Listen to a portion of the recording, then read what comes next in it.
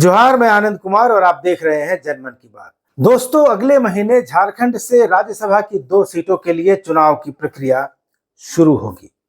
जून में 2 सीटें खाली हो रही हैं और 2 सीटों में एक ही सीट सत्तारूढ़ गठबंधन के खाते में जाएगी, यानी झारखंड मुक्ति मोर्चा के खाते में जाएगी और दूसरी सीट जाएगी भारतीय जनता पार्टी के पास। जी हाँ, यकीन नहीं होता। आप कहेंगे कि भाजपा के पास नंबर ही नहीं है तो कैसे सीट जीत जाएगी। तो नंबर विधानसभा में नहीं है, लेकिन दोस्तों आप जानते हैं भाजपा को ऐसे खेल करने में महारत हासिल है और झारखंड की हेमंत सोरेन सरकार में शामिल दलों में जैसी खटास हाल के दिनों में नजर आ रही है, वैसे में भाजपा को मौका दिख गया है और स्क्रिप्ट भी लिख दी गई है। जैसे हाल ही में बिहार में हुए राज्यसभा चुनाव में हुआ था, बिल्कुल उसी तर्ज पर बीजेपी ने मौका ताड़ लिया है। बिहार में क्या हुआ था? बिहार में 5 सीटों पर चुनाव होने थे। पहली 4 सीटों पर बीजेपी के पास और जेडीयू के पास यानी एनडीए के पास नंबर था। नीतीश कुमार, नितिन नवीन, रामनाथ ठाकुर और उपेंद्र कुशवाहा, इन सबों को जिताने के लिए एनडीए के पास नंबर्स थे, इनको जिता दिया। लेकिन 5वें उम्मीदवार जो भाजपा के थे, शिवेश कुमार, उनको जिताने के लिए जरूरी आंकड़ा कम पड़ रहा था। ये लग रहा था कि आरजेडी के उम्मीदवार जीत जाएंगे, लेकिन शिवेश राम जीत गए बीजेपी के। कैसे जीते?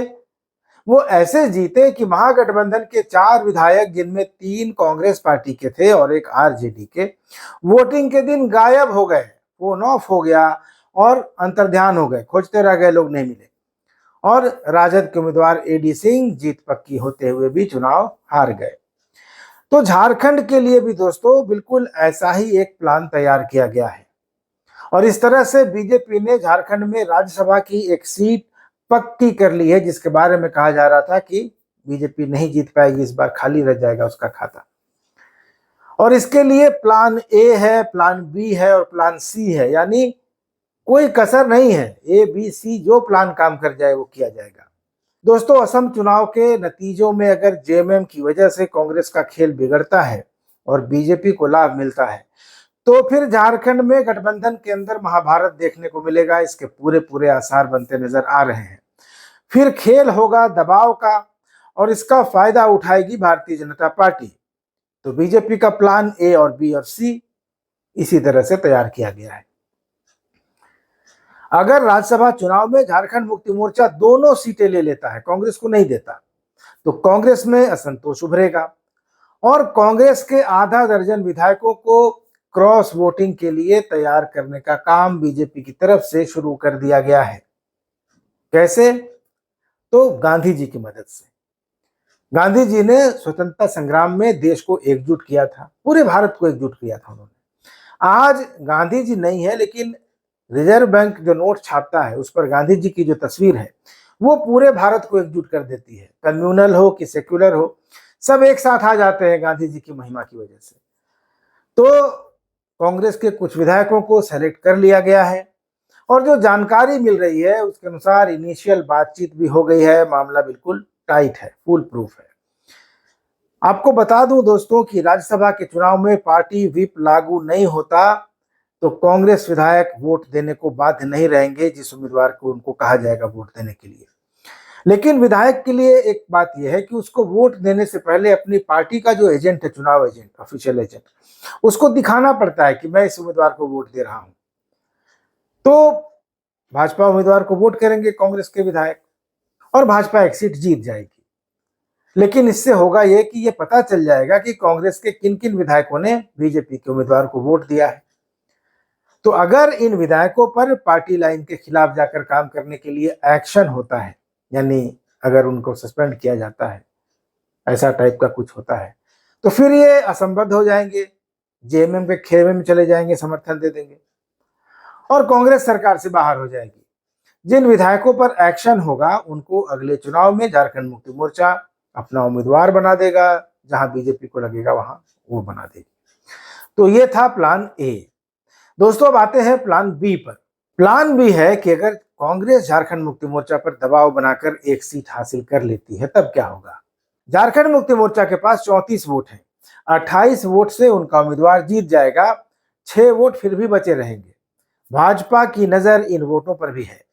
कांग्रेस को हैसियत बताने के लिए जेएमएम के ये वोट बीजेपी उम्मीदवार को दिलाए जा सकते हैं। तो ये प्लान बी है कि कांग्रेस के नहीं तो जेएमएम के वोट से जीत जाएंगे। और अगर प्लान ए और प्लान बी काम नहीं करता है तो फिर प्लान सी एग्जीक्यूट किया जाएगा, यानी कांग्रेस, आरजेडी, माले, जयराम महतो, इनमें से मिला जुलाकर 4 वोट मैनेज किए जाएंगे। 24 एनडीए के पास है, 28 बन जाएगा, ये हो जाएगा। लेकिन प्लान ए ही वर्क करेगा, इसकी पूरी पूरी संभावना है। और दोस्तों, बीजेपी का उम्मीदवार भी तैयार है। अब इतनी मेहनत मशक्कत हो रही है, इतना खर्चा पानी हो रहा है, तो उम्मीदवार जाहिर है साधारण नहीं होगा, उम्मीदवार हैवीवेट ही रहेगा। अब ये उम्मीदवार बाहर से आएगा कि झारखंड से ही होगा, ये समय पर ही पता चलेगा। और वैसे भी कुछ बातें समय पर ही पता चले तो अच्छा लगता है, नहीं तो सारी जिज्ञासा, सारी क्यूरियोसिटी खत्म हो जाती है, मजा नहीं आता है। तो दोस्तों, ये था राज्यसभा चुनाव में बीजेपी का 1 सीट जीतने का प्लान। तो दोस्तों, अब आप समझ गए होंगे कि नंबर नहीं होना बीजेपी के लिए कोई कमजोरी नहीं है। वो नंबर बनाना जानती है, तोड़कर, मोड़कर और जोड़कर। लेकिन इस पूरी कहानी में दोस्तों एक और बड़ा सवाल है। हेमंत सोरेन को महीनों तक घेरने वाली, जेल तक भेज देने वाली एजेंसियां ईडी और सीबीआई अचानक खामोश क्यों हो गई उनके जीतने के बाद, दूसरी बार सरकार में आने के बाद? और हेमंत सोरेन असम क्यों गए, बंगाल क्यों नहीं गए? यह जानने के लिए दोस्तों इस वीडियो के बाद वाला वीडियो देखिएगा, उसमें पूरी कहानी बताऊंगा कि हेमंत सोरेन आखिर बंगाल छोड़कर असम क्यों गए और ईडी सीबीआई अचानक खामोश क्यों हो गई। लेकिन ये वीडियो देखिए, कमेंट में बताइए बीजेपी का कौन सा प्लान आपको ज्यादा खतरनाक लग रहा है, ज्यादा असरदार लग रहा है, प्लान ए, प्लान बी या प्लान सी। और अगर ये एनालिसिस सही लगा हो इस वीडियो को लाइक कीजिए, शेयर कीजिए और चैनल को सब्सक्राइब जरूर कर लीजिए। अगले वीडियो में मिलेंगे, उसका इंतजार कीजिए। धन्यवाद, नमस्कार।